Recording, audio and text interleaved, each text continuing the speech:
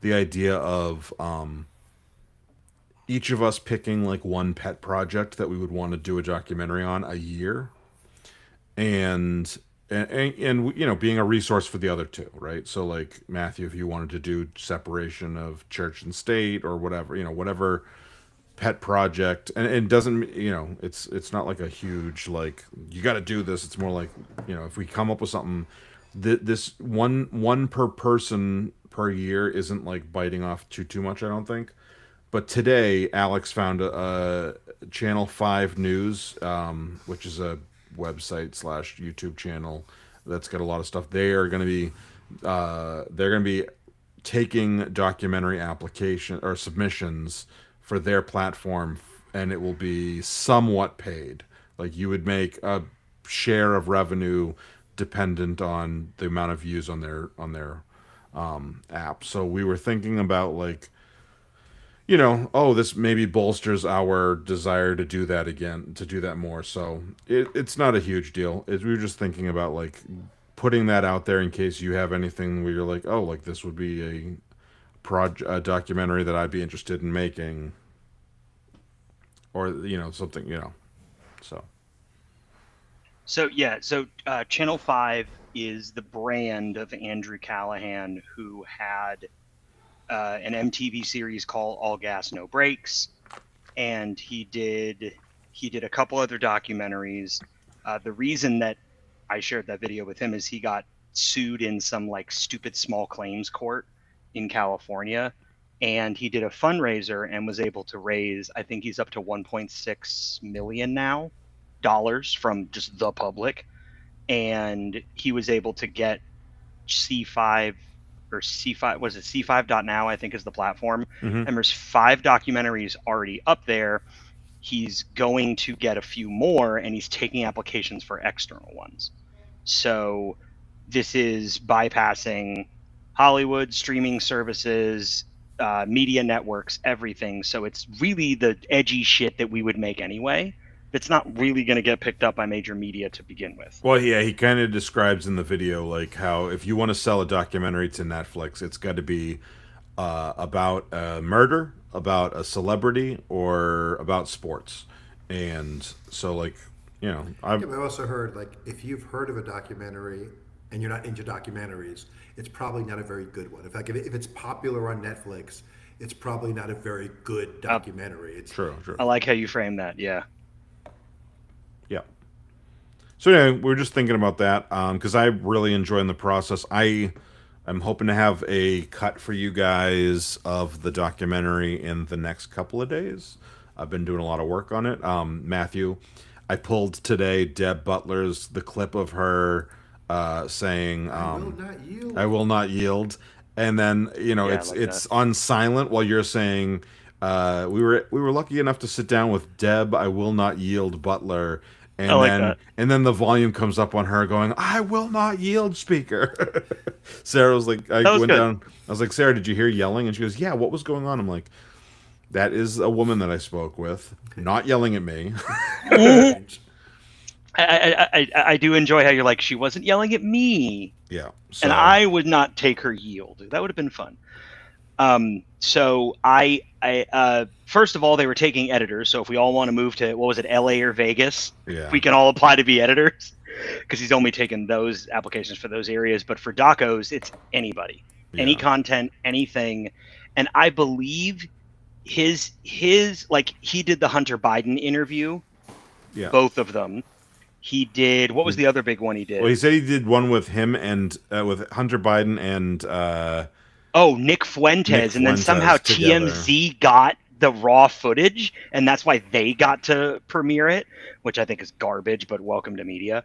And he's genuinely, he is a younger dude than us, but he really does not care about putting out edgy shit. And $1.6 million talks a lot of volume of the general public being like, you're getting sued, and you're going to either shut down your YouTube channel or survive. Here's nearly 2 mil. Like, did you hear how fast he even got the 800,000? 5 or 6 hours.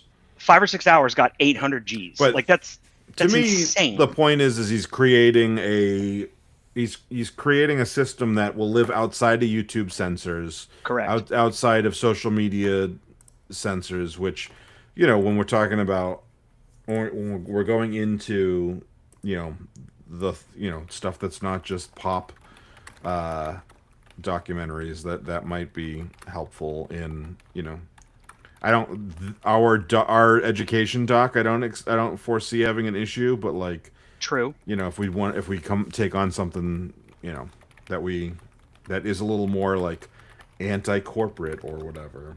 Yeah. So I'm putting the link to the platform in the YouTube chat right now, so the patrons that are here with us can see it, and then obviously anybody else after the fact will be able to. Because I think this is, not only is it a great thing to support for folks that are into media and want to talk about the things we do, but at the same time, I don't see this not growing to something much larger than feature length docos. Like Mm-hmm. this is absolutely the kind of thing that he could have interviews with all kinds of different people and sub genres and sub channels within the C5 like media. Yeah. So I really think this is going to be a fat deal, and I'm also really excited to be able to be part of something like this. Yeah. So, what are the projects we want to do, guys? I don't have anything off the top of my head. I just was curious. Like one of the ones that's up there right now is the Art of Protest. Like Yeah. that's one of the docos that's up there right now. And another one's about finding an old man's bird and the separation of the bird from him. So, I mean, really, $5.55 a month is super inexpensive to be on a platform like that. So I already got a membership that we all can share. Yeah. So, anyway, what kind of project would you want to do, Matthew? I mean, like, you don't have to have an answer right now. I just I mean, wanted. Well, the I one, just the one ideas, that has rattled around my head for a while is something to do potentially, but I don't know if it's been done already in the format to make it not worth doing because I'll just be redoing someone else's work. Is interviews with people who have left their faiths because I never had one. It always interests me. It always interests me to hear people's coming out stories. But there's a thing called the Great Project, which kind of chronicled those kinds of stories, and so it's there are podcasts that have done it in the past, and there's probably been docs. So I need to look to see if there's an appetite for that to be worth doing. Yeah. Of course, I could do my own spin on it by being funny with it and make jokes with Yeah. it or something, to do a spin different than normal. But it's an interesting concept to me because I don't have a story. I was born, I grew up, no gods were involved. That's That what I is think. that's so different from even Mike and I. Yeah, Like, exactly. So I'm always interested to hear other people's stories because I have oh none. yeah, I have no story. I get just like it amazes. And like, I always say that when Jacob was in third grade, he came home and he said, "Do you know people actually believe their religions?"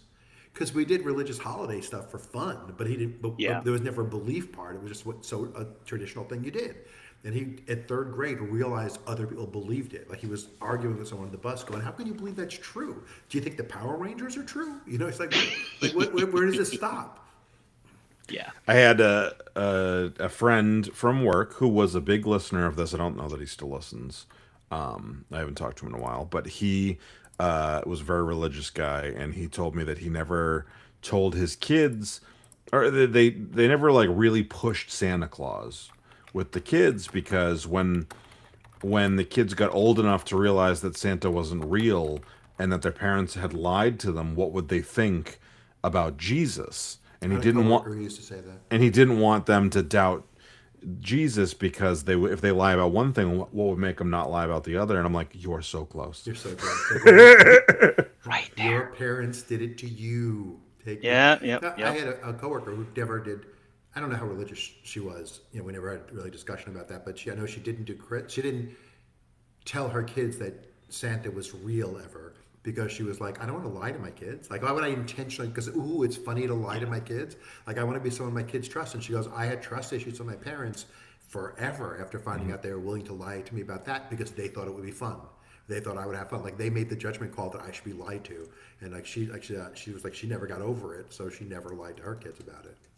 She didn't relate it to Jesus, But she was like, just in general, why lie? Yeah.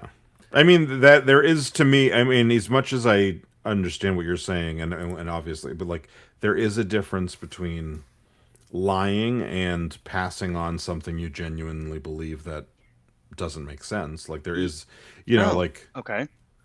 to me, like the idea Yeah, I of mean, God. if you're religious, teaching your child your religion is not lying intentionally. Yeah. It's maybe teaching something that's false, but not Right. because you're lying Right. implies you know the truth and you're saying Right. something else for a reason. Whereas, as far as I know, there aren't many, if any, adults that actually believe Santa Claus is real. Or what my mom used to say when I was a little, when I finally like kind of figured it out was like, well, he's real here. So His spirit is real. Like he's we were trying to tell Joseph when he was little the tooth fairy was still real, yeah. and Jacob like right away was like, this is garbage, and Joseph was like really not wanting to believe it. So when he lost a tooth, we dressed Leah up in her little princess costume and had little fairy wings on her, and I carried her in, and she reached under the pillow and did the switch. She was like 18 months old maybe, and Jacob woke up and saw. So Jacob, being the subtle person he is, was like, "Oh no, I saw the fairy." Like, first, he had said to Joseph, "I saw one time they shared a room. I saw the door open. I saw this hand come in and put their, get this tooth." And then later he said to me, "It was your hand, but I saw it." And then I did it with Leah, and like Joseph woke up and saw her, and he was like, laughing, So I like realized that, here's the tooth fairy. There's a tooth fairy. It's your sister. Logan So told us a couple years ago. He's like, I don't really want to believe in the tooth fairy because I think it's creepy. so I liked how your framing is. Well, I'm not even trying to prove or disprove, because Michael, Matthew you're already a really open-minded person. You seem to carry many of the same, like, uh uh questioning the world kind of view. So saying, I don't want to tell you there isn't what you say, because I'll even believe speech I don't like, because I want you to have the freedom to say your stupid shit, but I also want to give you the freedom to believe in your stupid shit. And coming into that from the outside with, I literally never had one. And that is a to me super different approach to a documentary, as opposed to you going into, because a lot of docos, the good ones, that you're always trying to find out if the person making the documentary is going to try the gotcha kind of thing. You're always knowing that that person has like a hidden agenda. I don't think you would approach that with a hidden agenda. You just be like, no, my agenda is I want to learn about it because it's Yeah, interesting I mean, how you because believe there would be this. no gotcha. Because my thing would be, I want to talk to other Yeah. non-believers about how Hmm. about their journey. I'm not looking to convince anyone or Yeah. change anyone. I just want to know, cool. We're in the same place. How'd you get here? Right. Well, Yep. Yep. I took the I-5 down until I got to Los Angeles, and then I took the I-3. Yeah, I just what know a- the directions it took. What about the people who believe in a thing called love? Just listen to the rhythm of my heart. Yeah. That's a crazy little thing called love. Yeah. All right. It is 6:30. So What welcome time back. is it? 6:30. What time is it? Not early. Not Okay. early, not late. Well, welcome everybody back. Welcome back everybody to the Welcome talking back about. for the first time. Yeah. Welcome to those of you that are not patrons. Yeah. Welcome to you, those of you who this is your first episode. If you haven't already, hit like and subscribe down below. That would be really helpful. Assuming this is video for you. If it's audio, that'd be silly. Yeah. If it's But you can audio, like it. you You can. know. So anyway, let's talk. Let's get into. I do not like my lighting right now.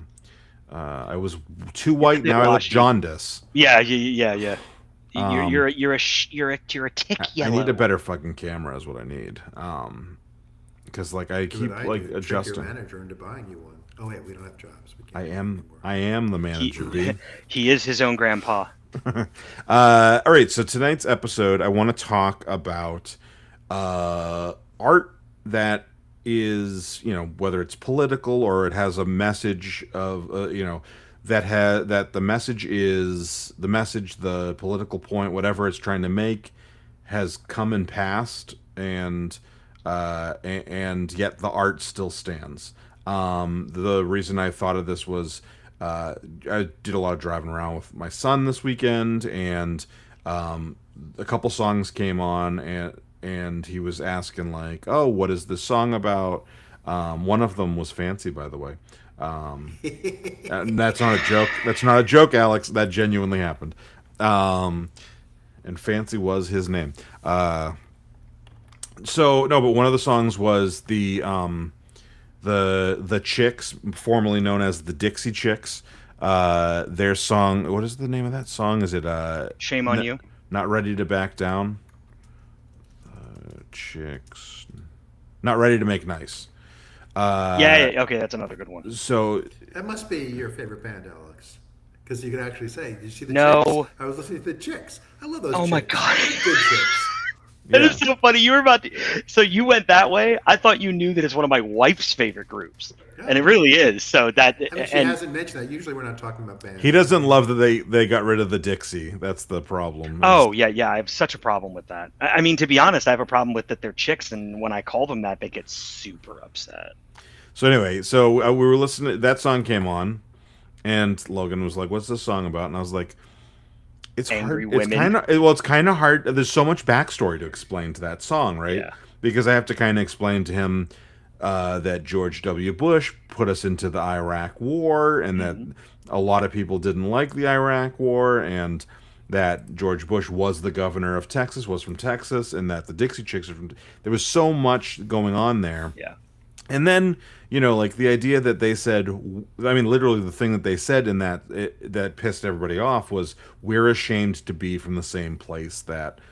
Yeah, I think they apologized for him because of being Yeah, practiced, they were And in Europe, like they were in England or something. They weren't even in the U.S. So it was in front of foreigners yeah, that they did that. they said something along the lines of like, "We're ashamed to be from the same state as George Bush," and they were, and in the song she talks about like getting death threats, like "Shut up and sing or your life will be over," like is what one of the lyrics is, and I'm explaining that to Logan, and I'm like, that seems so odd when you juxtapose with today's like crazy, like, can you imagine saying like, "I'm actually kind of ashamed to be from New York because that's where President Trump is," and having Yeah. people I'm go, very proud that all New Yorkers hate him. yeah, You're yeah, right. yeah. Yeah. But having people threaten your life over that, like, as much as there is a lot of crazy I'll say this, vitriol, I have a friend who has about 100,000 followers across the multiple platforms, who does liberal videos and stuff, and he gets death threats in his direct messages all Sure. the time. Yeah. sure, but I'm saying, but the things that you have to say now to get those death threats, like for anti-Trump stuff that you'd have to say to get a death threat, Yeah. is going to be, I think, significantly more incendiary than Alex. It's distracting when you're playing with all the stuff. Stop. I'm just trying to make it so you can read them. It's like you would have to. I don't think if you said, "I'm ashamed to be from the same," I think people would be like, "Shut up," liberal, or and they might say some not nice things, but I don't think they would threaten your life over it. Whereas, like, I mean, I'm But sure also, people. being women doesn't Sure. help. That did not help things. True. Yeah. And outspoken ones. So like there was just so much in there, and that's just like, it's funny because in one layer it is just as relevant today, in another layer it's not, because George W. Bush, like, it's been said a million times, but like, Yeah. So it we've becomes Doesn't like black people. from my old English major days, the microcosm versus the macrocosm. So like in the microcosm, they were discussing a specific event, the backlash they got for speaking their political truth in Yeah. public. But in the macrocosm, it's speak your political truth no matter what it is. Don't back down from whatever your truth is. Don't be afraid of the threats, no matter, because it was just, the song was about one particular example of it, but Yeah. the greater motif is Yeah. an eternal motif. Exactly. And that was kind of where I was like, so once I came up with this idea, I was like, oh, all the examples do work on multiple layers. And that's kind of where I think art can kind of, we look at the Odyssey just came out last weekend, and the Odyssey is 3,000 years old or something. And yet there's a relevance beyond just It's a fun story. Like there's a Yeah. relevance to there. It is art that has held up, and when you look at like that, like the Dixie Chicks, the Chicks song, they were the Dixie Chicks at the time. That Don't dead name the chicks. that is held up, and in a lot of ways, a it's a good Of course, song. that's a political statement too. The fact there's a reason they took Dixie out of their name. Yeah, yeah, Yeah. Like, yeah. And then the other song that like always surprises him is because I it's like one of three Bob Dylan songs that I actually like is Hurricane, the Hurricane, which is about Hurricane Carter. And he knew who Bob Dylan was because the Timothy Chalamet movie came out last year. Mm. And so he knows Bob Dylan and that he's a white guy. And then we were listening to it, and Bob Dylan says the N word in that song. And he was like, he said the N word? And I'm like, yeah. And, there's like there's so much explanation there. And that song, again, is, Hurricane Carter has been dead for 12 years. Hmm. But that song is still ridiculously relevant if you just take out the specificity of it, because it's about race relations and it with the police. Like, unfortunately, that is seemingly evergreen in this country. Yeah. But like, the specifics of it are, like we don't have that particular. We haven't had, as far as I know, we haven't had any like big celebrities arrested for political things for more than like a night, going to a protest, spending a night in jail. But like, Muhammad Ali spent a fair amount of time in jail, and then Hurricane Carter spent. But instead, what we have now is, we have all kinds of you have examples every of Republican on radio murders. station not playing the chicks. Yes. Sure, sure, Yeah, sure. that's what happens now. There's Yeah, not a jail now. There's the cancel ability to be fired from your late night TV show. It's the most popular late night TV show on television yeah, because the government threatened the merger that your Yeah. boss wants to have. yeah, yep. And we do have a few new people in watching, so I just wanted to once again, if you haven't already, like and subscribe. Um, I feel like I should just have a thing on screen to throw up, but I feel like people listen more than they watch. I look like I could throw up in this lighting. I I should just make a little card that I hold up that says please. Oh. please. So anyway, that's what I wanted to start talking about, and hopefully you guys. Yeah, I've been actually telling Leah, my daughter, for those of you who don't know, who's a singer-songwriter, that does all kinds of music, from folk music to pop music to bluegrass, with country, whatever. She Beatles. There's a song. I don't know if you guys are familiar with John Prine. You know some of his songs that Yeah. he wrote, even if he did a lot of them. His recordings weren't the most popular versions, but you've heard his stuff because everyone has. It's in the culture. But one of his songs was he died during the pandemic, so it's just fresh. But one of his songs was "Your flag decal won't get you into heaven anymore," and it's basically a Vietnam protest song. Yeah. It's the lyrics are about. It starts out, he's in a bookstore and he's looking at a Reader's Digest, and a flag decal falls out of it. And he goes, "Ooh, this is great. I love a flag decal." And runs out to his car and puts it on his car. And he's like, "Oh, if I can just, see Betsy Ross, I'd give her a kiss and tell her how proud I am of this flag." And then there's, then the chorus is that, "Oh, your flag decal won't get you into heaven anymore. It's already overcrowded from your filthy little war. Jesus don't like killing, no matter what the reason for. Your flag decal won't get you into heaven anymore." And then there's like a lyric about him going, and this is where it becomes completely non-relatable to today's kids. I mean, going into a bookstore to read through a magazine, that's a little iffy right there. Yeah. But then it's like, I went into the bank to open a new account, and they said, "Hey, if you open the new Christmas account, we'll give you 10 of those nice, flag decals that you like so much.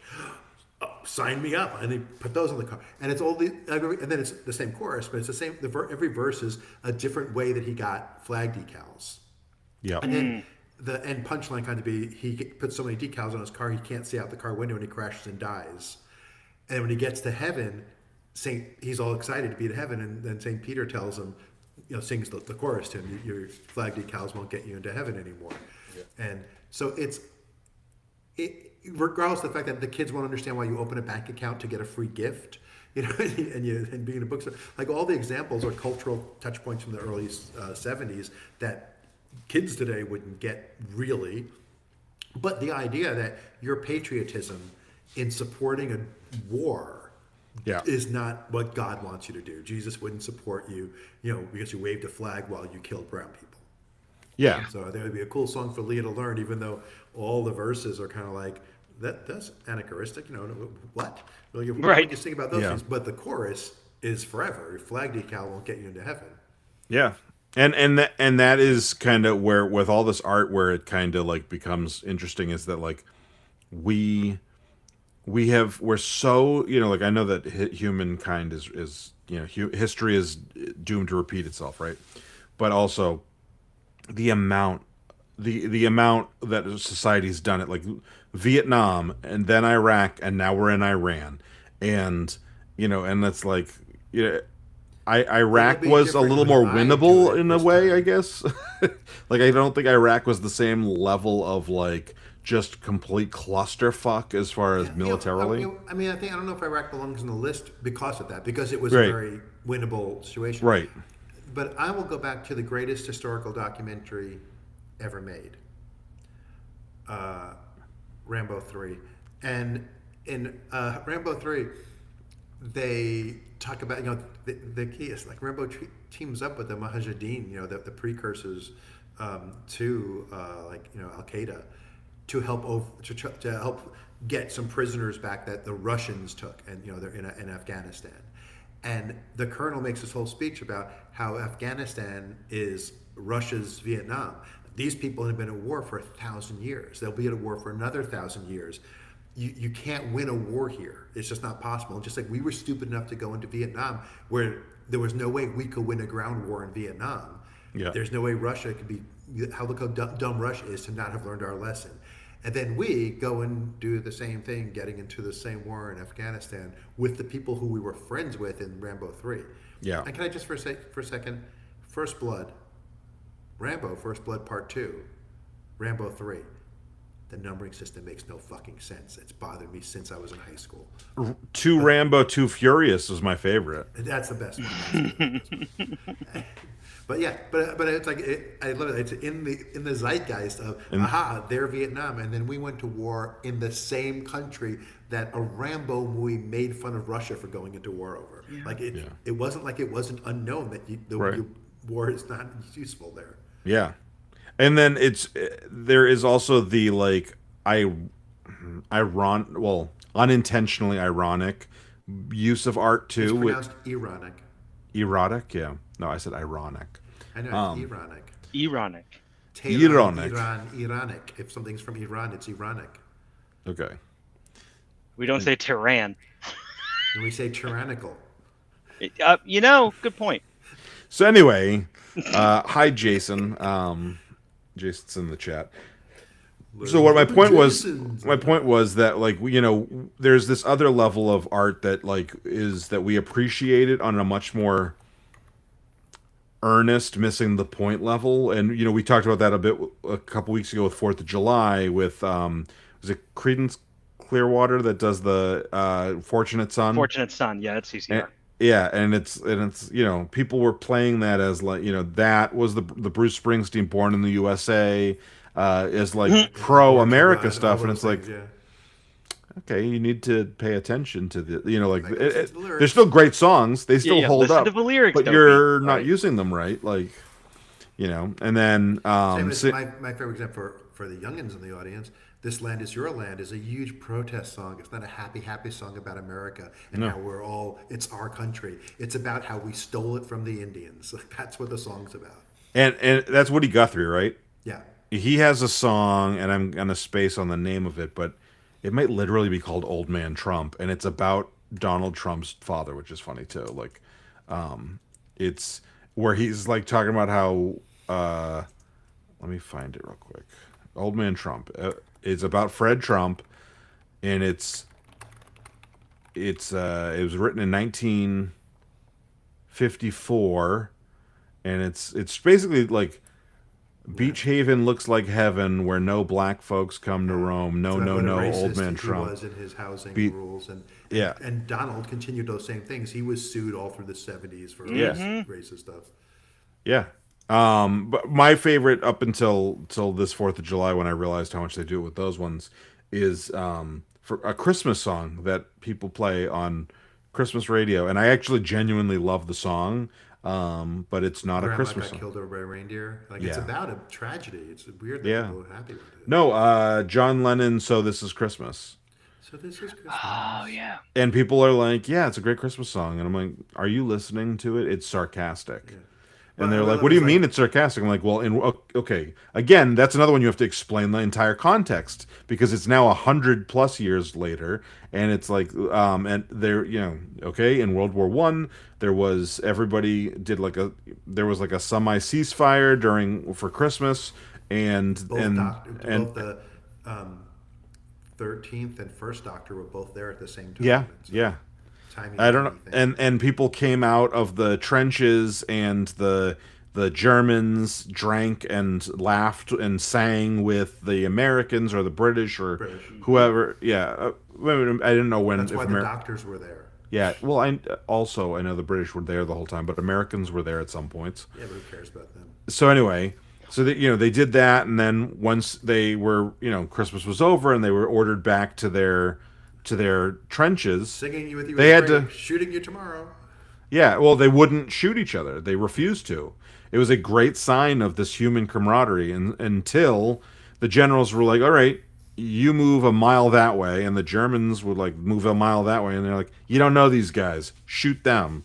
And it's like, okay, like we almost got like it is this like somewhat like hopeful And moment and it's funny followed because by same the old, most same old. cynical, and it does play out that way, right? Like it's not just they were cynical and then like it would be a great story. It would be a genuinely great story if they refused to shoot at all, regardless of where you moved them in line. But instead, it's just like, oh, I don't know Klaus over there. I knew,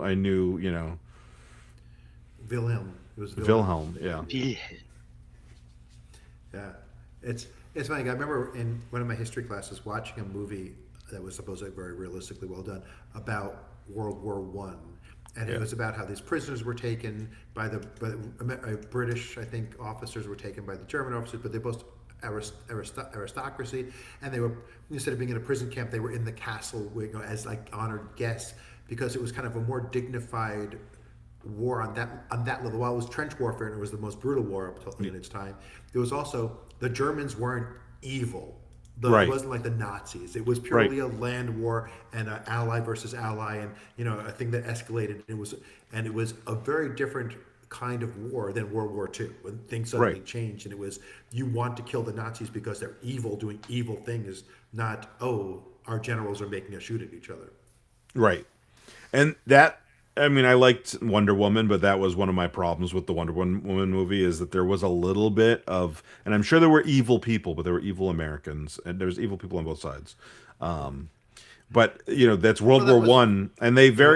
and it's very clear that for pop culture reasons, you have to treat Germans like Nazis if you're not making a what do you call it, like a nuanced take on it. Like other Their movies have nuanced done a better take was job. that it was Ares, it wasn't the Germans, it wasn't the people, Sure. it was the god influencing them. Right, but there was the woman who was doing the nerve gas and like trying to Well, really it escalate is the the war that war. started using mustard gas and Sure, yeah. trench warfare. I mean, the actual battles were the most brutal ever. Yeah. Yep. But Anyway. but your flag won't get you in heaven anymore. Uh, Anyway. yeah, I but I think there's any good form of the art is going to be, this is the example, but the message is not like the message of this is Christmas is not this one time and Christmas Day in yeah. 1918, things were shitty. Yeah. It's, Yeah. look, here's how hypocritical we are. We Yeah. love each other on one day, we kill each other on the next, and that's true every day. This is just one example of it. And Right. I was thinking, another example is every single love song ever written ever. It's always about two particular people. usually the singer and the person they love. But it's not. It's about love songs. Like the idea is that anyone can relate to it.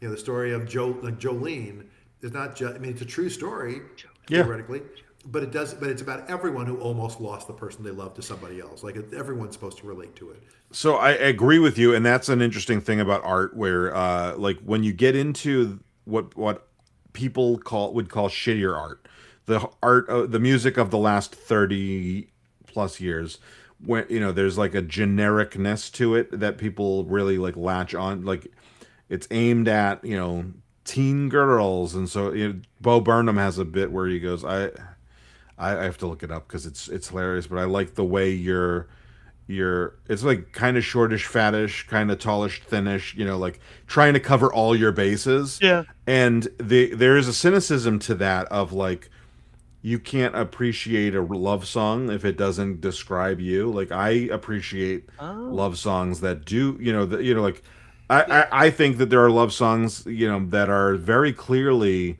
men singing to other men, or women singing to other women, or Stand, come you know, to my window. yeah. I think if you listen That to, was a love song when I was in high school, but it turned out it was written by a lesbian, and the person that yeah, she wanted to come to her window was another lesbian. Everyone thought it was a boy and girl love song, but that's not never explicitly said because that's not what was in her head. Yeah. But again, it doesn't make a difference because a love song's a love song. See, I think the key is in this regard is, and this is probably a whole nother podcast, the difference between the categories of arts and crafts. Right? I don't think everything that like music is an art form, but not everyone who makes music is making art. Some people are just doing the craft. right, There are things of I can pick up a paintbrush and I can draw a house with a person and a doggy in front of it, but it's not art when I did it. It's just the craft of painting because I'm not good enough to create art. yeah, So the songs that you turn out that are popular hit songs that don't stand the test of time and don't move people and people don't relate to, those aren't art. Those are just right, the craft of creating music. right. So this is the first. I'm just gonna read the first verse of this Bo Burnham song called "Repeat Stuff," and it's, I love your hair, I love your name, I love the way you say it.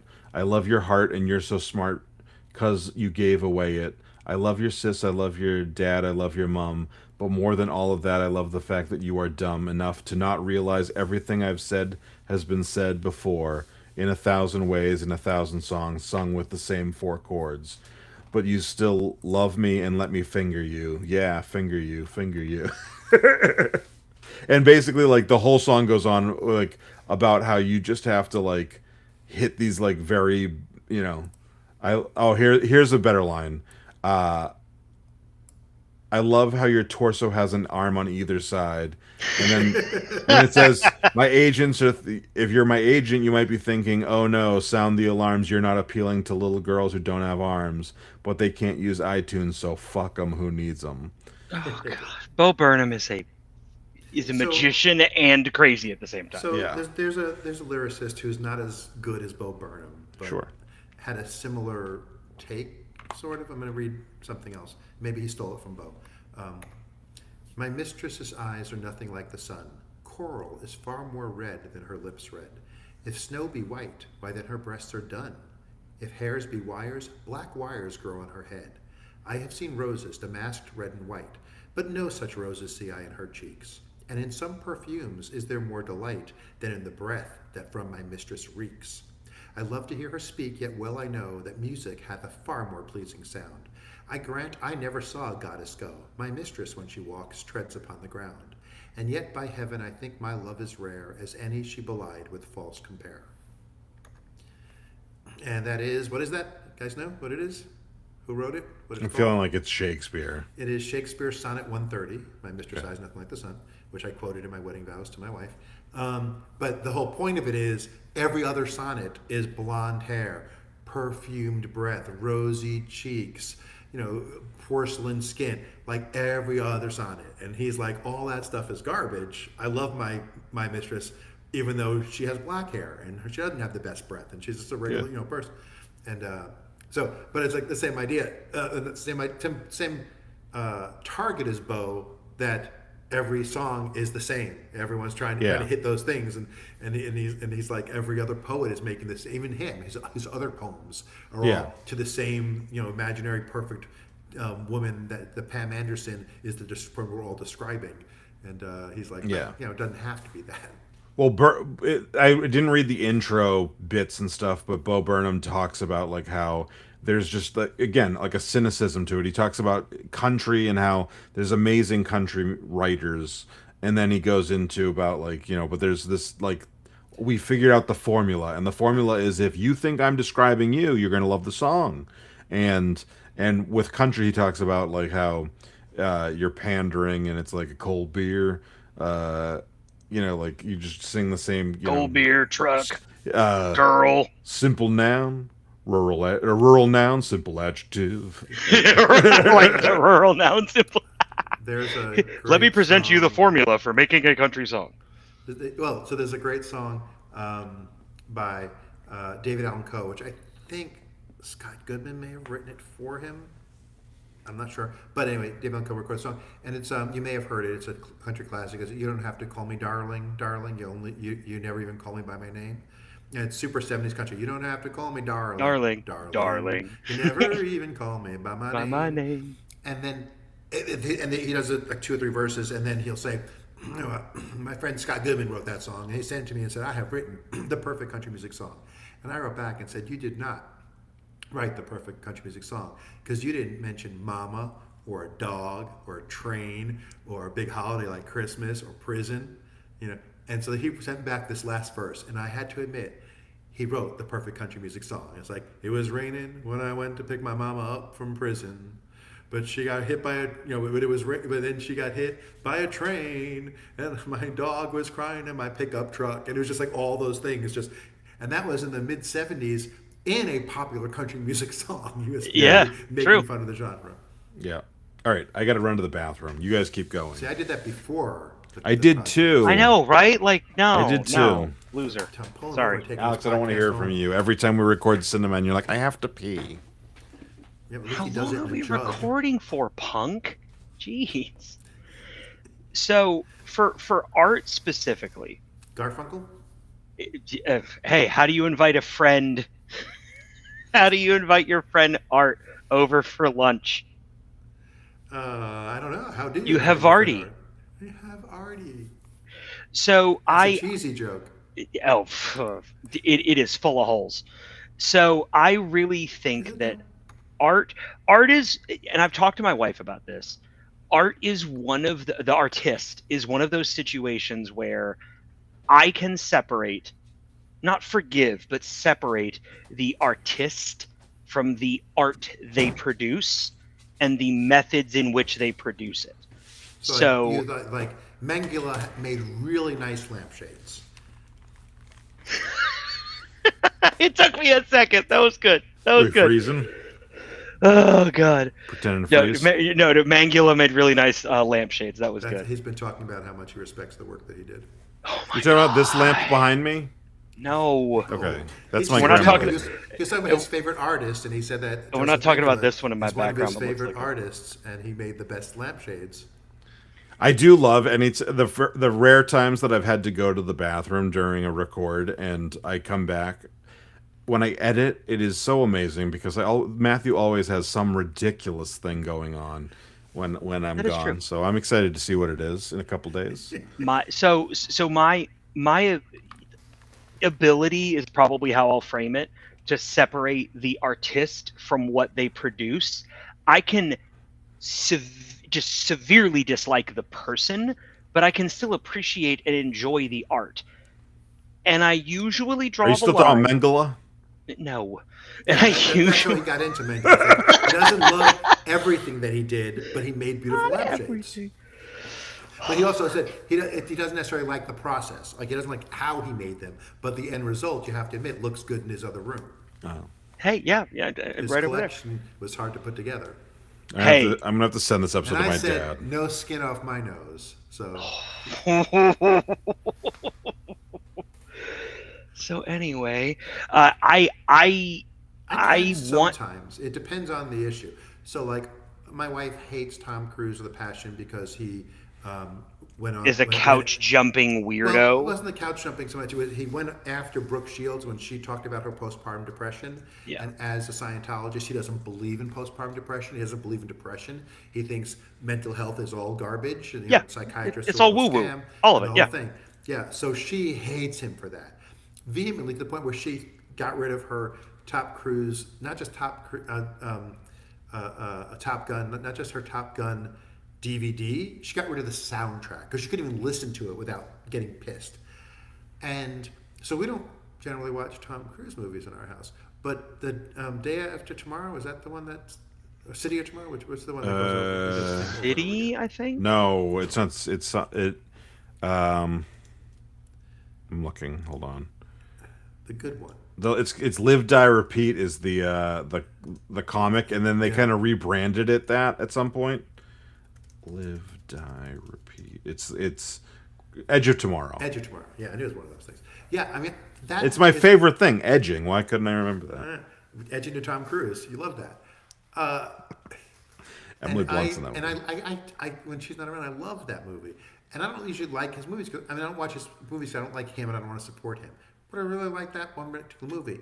So I can separate it for watching. I mean, I can watch Mission Impossible. Like, I'll watch him when she's not around. I won't go out of my way, but I will. Where I cannot watch a Bill Cosby stand up without instantly thinking about the horrible things he did, and I cannot enjoy. I can't laugh at Bill Cosby. I don't have the ability to.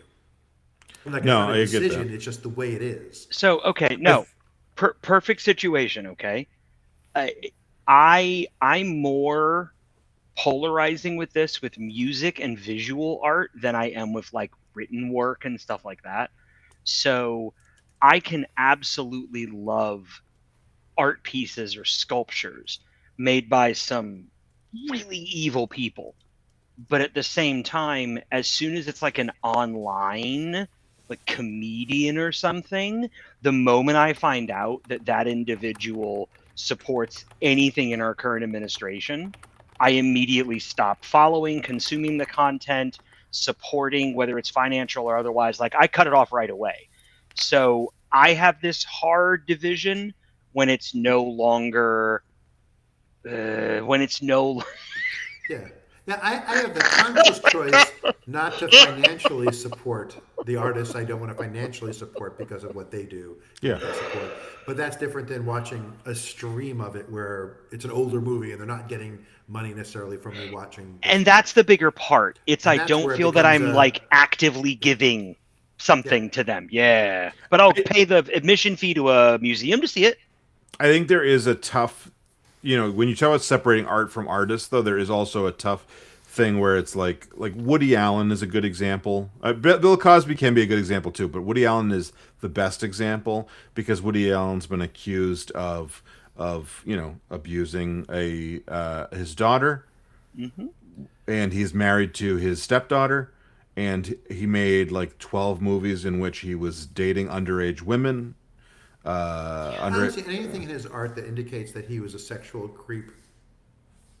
I mean, okay, if you take out his entire collection of movies, there's nothing left. And it's not even like it's the character he plays it. It's not even like He plays himself. He didn't. But he also wrote it comedian. himself. Like, he wrote himself to be that, But you could assign that away or whatever. And Bill Cosby has there's an episode of the Cosby Show where he all the couples were fighting, his kids and their spouses were fighting, and he put something in the rib sauce and they're all getting real horny for each other. And he talked about Spanish Fly in his early stand-up, so there is okay, is it Dad is great, Dad gives us chocolate cake, or is it here's Bill Cosby talking about roofing people, talking about it. Most of his things, most of his stand-up, and the Fat Albert and the Cosby Kids show, and it was all based on his original stand-up, which was based on his friends when he was growing up. That was his peer group. Yeah. Most of the stuff in his stand-up was about him as a dad. Most of the stuff the TV show is based on started when it was based on his stand-up before writers had to fill it in to do seasons and seasons. This is me, this is my true story. These are anecdotes from my life. So why wouldn't that one be? Especially if he doesn't think he's doing anything wrong.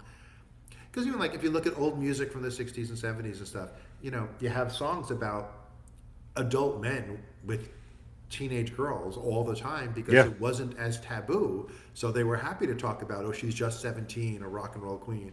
These things about these young girls. And the Monkees had a bunch of about 16-year-old girls when they were like in their mid 20s, but Oh that yeah. wasn't considered taboo. So it Aerosmith came up. and Steven Tyler's going on trial next month. Yep. Yeah, um it's not, you know. I listened to something with Aerosmith. I feel like it was "Walk This Way," but there was some line, and I was like, "Oh, that line." Now, given the and it was never not like it was never not about that, but like there is a hypothetical like thing that we can do with our head about like this is art, and then once that's broken, that can really. Yeah. So my personal example of it in improv, if you watch Whose Line Is It Anyway, this is a classic improv thing. You have seen it.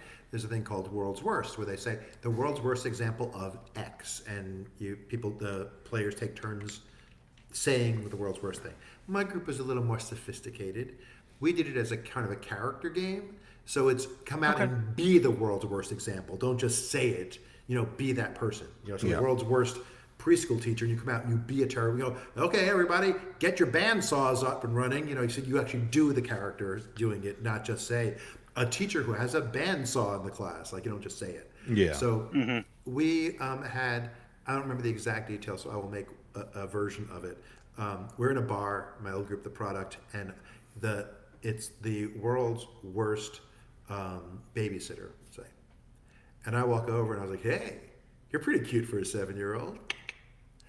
And audience laughs.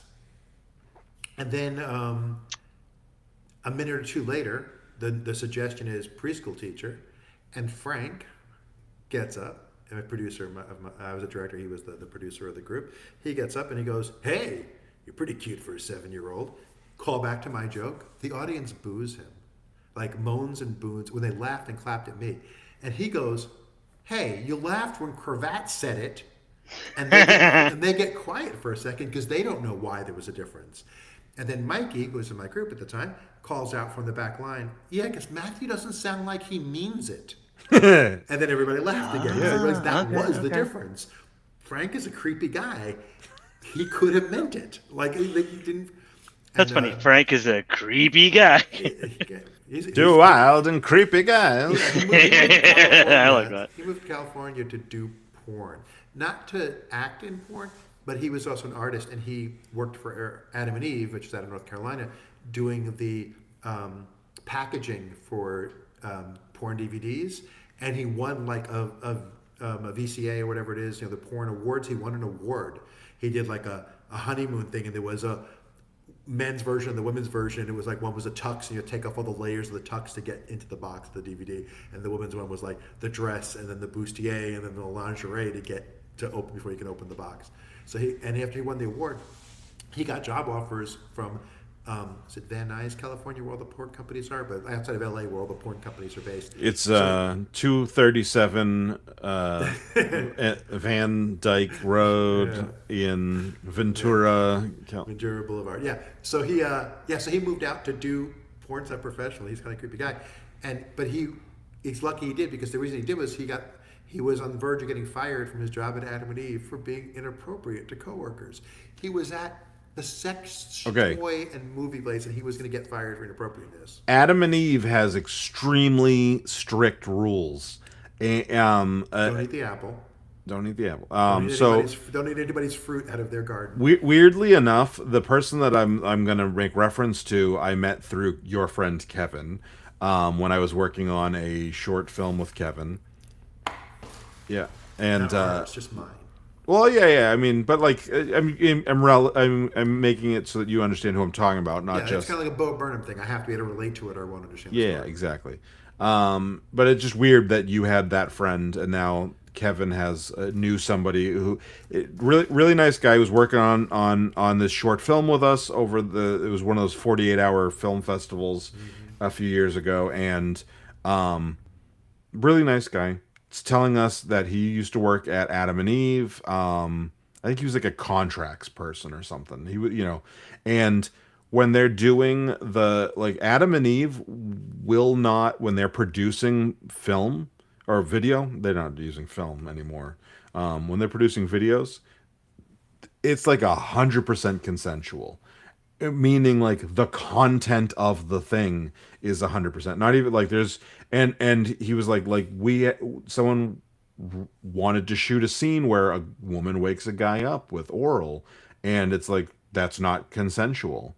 And when unless you want to shoot a Unless you have a scene, scene at night where he yeah, goes, "Hey, if you want to wake me up with oral, I'm up yeah. for it." Yeah. And so they wouldn't greenlight it. And so they were like Huh. extremely like strict. So that makes me feel good when I shop at Adam and Eve to know that they're, doing their part. And then when you say, he was about to get fired from Adam and Eve for being inappropriate, it's like, yeah, I mean, they're not, Yeah, they they weren't are not playing. what you think of when you think of a porn company. And they were Yeah. started originally as like, weren't they like a condom, not a manufacturer, but like a condom service or something?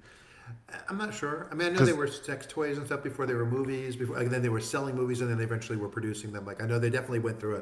They Mm-hmm. yeah, grew and they grew. And they, I and think they're they were. I local. think they're out of Pittsburgh, North Carolina. Yeah. Pittsburgh. It's really, really where I wanna go. If I could ever get out of here, I'll move to Pittsburgh. I don't think I like I driving don't through Pittsburgh, think but that's where I want to go. Sorry. Well, my car won't make it out to RTP. It costs too much to live in North Raleigh. Apex and Carrie, they just laugh at me. okay. Wake Forest just said no. Adam and Eve, the firm was founded in 1970 by British physician Tim Black and American entrepreneur, philanthropist, and libertarian Phil Harvey. I like how you went libertarian. How is that relevant? In Libertarian. 1970, which is pre Roe v. Wade, it may have been relevant, the libertarian thing. And again, Registered notary, public yeah. notary. But it was a small Hot dog storefront. fan. It was a small storefront in Chapel Hill selling condoms and lubricants. It soon became a mail order catalog selling contraceptives through Mm, non-medical channels. So this is what 2 or 3 years pre Roe v. It's an Wade. American success story how it Yeah. grew it from really a is. simple rubber company to a purveyor of ethical porn. Yeah, but from what I remember, there was like there was it And when it supporter of very many podcasts. So, like when we're ready to do our first ad, Adam and Eve, call us. yeah. Adam and Eve, I've only said nice things about you so far. And I spent a lot of money with you, Adam. You had to say so far. Like, Oh, I mean, you get the point. Anyway, who knows? They might say something bad eventually. if they say If I something, end if up they with do another something kid bad, giving I'll say. condom rips. Oh, I don't think I'm gonna have that problem. Oh yeah, you have to be big enough to rip a condom. No. I just Fine. it's been 5 years of trying and probably shooting blanks.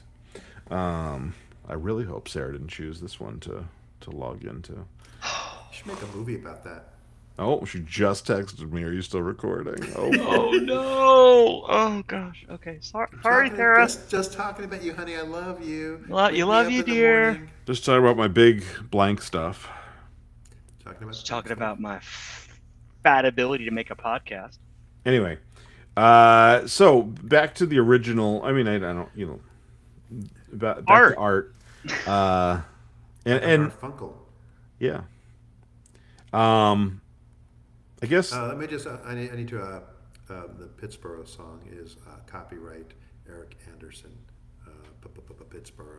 Just so I can make sure that I properly attribute. So who I was I quoting. swore you were I was just not pulling that off on your improvising. own, and I was like, No, oh I man. was the former musical director of Raleigh's Village Idiots, Eric Anderson. That was one of Eric's songs. News and Observer had a contest, win $1,000 writing a ditty for your city, and he figured everybody would write about Raleigh, Durham, and Chapel Hill, so he wrote about Pittsburgh. I like nice. Diddy, And when Diddy for your Samantha city. and Mikey hear it, they're just going to be singing along. Now it's stuck in their heads because they were there for those days. Mikey sang harmonies with Eric in our shows, so it's in the heads. Anyway, back to Tom Cruise for a minute. Tom Cruise. Tom Cruise has his first like acting movie in like a decade. Like when I say acting movie, I mean Not not. an action, a drama, not an Right, action. right, right, right. No, I mean like he's actually doing something other than just being Tom Cruise. Because usually he does all his own stunts, but a stunt actor does all Poorly. the acting scenes. Yeah. Yeah. Call in But- someone who can read. I mean, I'm not saying like I think the Mission Impossible movies are We good. get what you're saying. This is a drama. This one's you're there for the story and the character and the relationships. You're not there for the explosions. I Right, understand. right. And I'm excited. I'm kind of excited for it. I don't have the same hang-ups about Tom Cruise as your family does. Yeah, it's my wife's hang up because she had postpartum depression and he like basically said it's because your diet wasn't good. I absolutely understand that. Yeah. Yeah, I it was an attack on her. It wasn't an attack on you. Nobody cares about your diet. right, well, Of course, he does say that all your mental health issues are quote unquote in your head, like that it's all just because you're not healthy, right, physically healthy. yeah, but so does half my He, family. So by name, he mentioned you by name. yeah, which was cool because I was only 20. So No, I mean last week. I was talking to him last week. I want to tell Madhavi you were talking to him. All right, Can't help he was out cruising. nice. I liked when he was dating Penelope Cruz. Somebody asked him if they were gonna hyphenate if they got married, and because that's like I like a lot of his movies, but he has no chill when it comes to somebody saying something that he thinks is funny. It is That's true. maniacal. It is like Like absolutely. watching supercuts of him on Graham Norton. He's so weird. You're like, what are you doing? Just be Yeah. like a normal person. Like, was it Ha! Seth MacFarlane, I think, doing impersonations in front of him, and he was freaking out like it's magic in front of him that you can make your voice sound different? Yeah, yeah. It's called acting. Try it sometime. No, he's been good in a few like he's been a good he's acted well. Like So I Jay, mean, when I was a young warthog, I was once in a drugstore on Broadway, down in the village, the lower parts of Broadway, and this girl started talking to me. We were like college age or whatever, maybe a little older. And she said, "You look so familiar." You know what it is? You look like Tom Cruise. You remind me of Tom Cruise. And I wasn't. I knew Tom Cruise was a risky business guy. And I was like, okay, cool.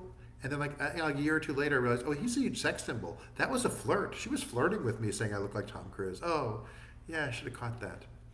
you look like Tom Cruise on Tom Cruise's shoulders.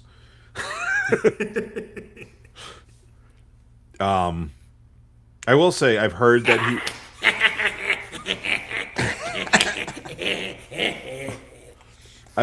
he is he's been like distancing himself from Scientology a bit. Scientology, yeah. Or is Scientology distancing themselves from him? No. He They don't is like still on anyone to top ever of the leave. world, and they are holding on for dear life. That was great.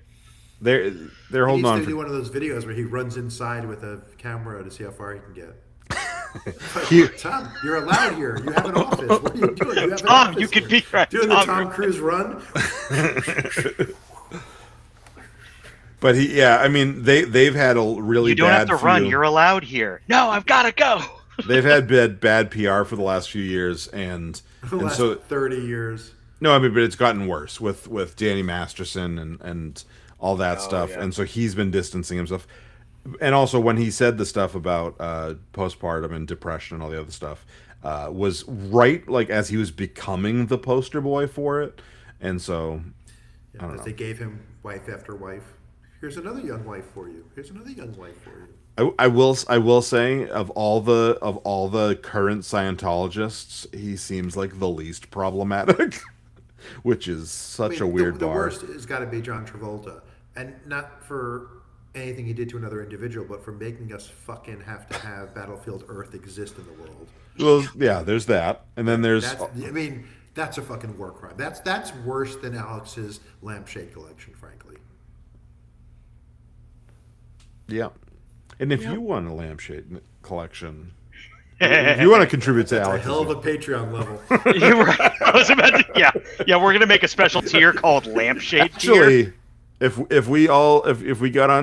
everybody gets onto the extreme GLP ones, we'll have excess skin, and nobody has to die or suffer. Yeah, I'll be able to give you a lampshade, but it won't be for my chest. It'll be belly lampshade. Right, just gonna This lampshade looks like a scrotum. It's a gun. wrinkly. Is this a gunt or is this a lampshade? What Gunt. is this? I remember a Now I can't get gunned out of my head. a girl I went to Try a college with. bleach solution. She hated the term fupa, and she would always say, "I prefer gunt to fupa." Isn't Fupa one of the bad guys in Super Mario Brothers? Yeah, he's a fupa. The Fupa Troopa. I've called them that before, and Sarah gives me this look whenever I say fupa in front of Logan, and I'm like, Oh, she really does not want him like starting to make that his thing, does she? well, no, but like because he'll ask, he always asks, and I will Yeah. just explain when he asks things, and so she doesn't like when I say things because she knows if he asks, I'll be like, it's fatty upper pussy area, and you know. Anyway, so do we have any last thoughts before we start to get to the spiels? Oh, This podcast will go down in history as something that outlives the references and still has meaning. sweet. One would hope. So, one last thing I want to say before we dive into that. It's not at all related to the topic of the episode. It's just something I think you guys never responded to my text about, so I wanted to tell you anyway. Yesterday, so my nephew is turning 14 next month, and I said, "Oh, we should get him like a birthday card that's like, you're a man now, get a job." And Logan goes, "We can get him one of those Jewish man cards." I read it to my wife. We were in a grocery store and I read it to her. And I was like, "You mean a bar mitzvah card?" And he goes, "Yeah." A year too late, you stupid fuck. But it was so funny to me that he called it a Jewish man card. That reminds me of, hey, Mikey, you'll love this one, an old one. When Mikey and I first started becoming friends, his wife very traditionally makes fudge for everybody for Christmas. And she was like, "Oh, I made some Christmas fudge for your friend Matthew." And he was like, "Well, he's Jewish." And she goes, "Well, give it to him for Jewish Christmas." Nice. And I was like, "Wait, we came first, man. You have fucking Christian Hanukkah." Christian Hunt, yeah. Yeah. All right.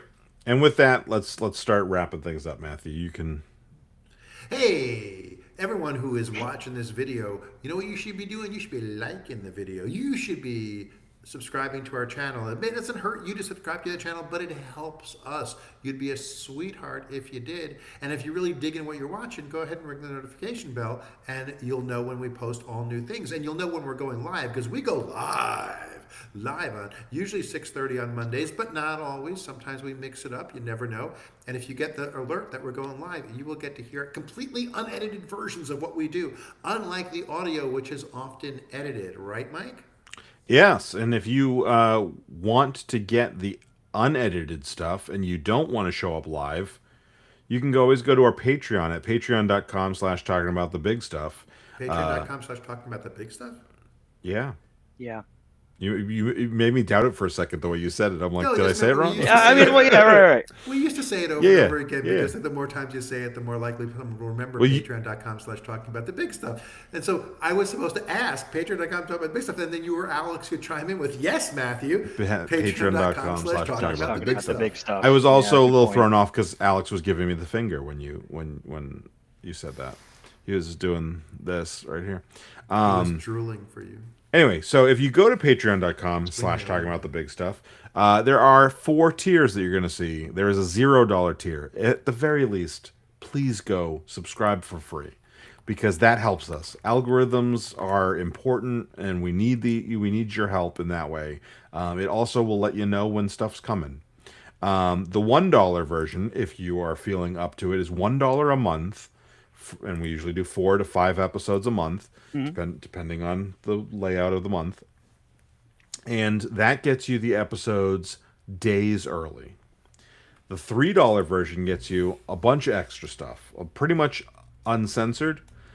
The $10 version gets you a bunch of things we record before the show, like a conversation that we had tonight. And if there was anything so horrible like Alex's Yeah. collections that didn't even make yeah. it to the $3 version, you'll still get it in 10. Yeah, there is a fair amount of stuff that I'm going to have to cut out for YouTube today. Stuff that we weren't even here for. You don't even know about his masturbatory practices with flesh. Yeah. I mean, I usually do it with Flash. With like, flat, yeah. Like what else are you? Not Someone just else's flesh? from the 40s. All right. Anyway, so Okay, and then yeah, so that's the $10 version. All those prices are per month.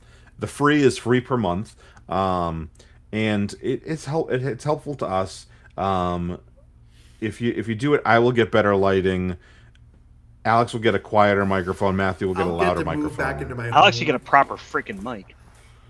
and so that would be great. Matthew, you got any last thoughts? I just want to thank everyone for being here today and listen to us talk about the big stuff. Because when we craft this conversation,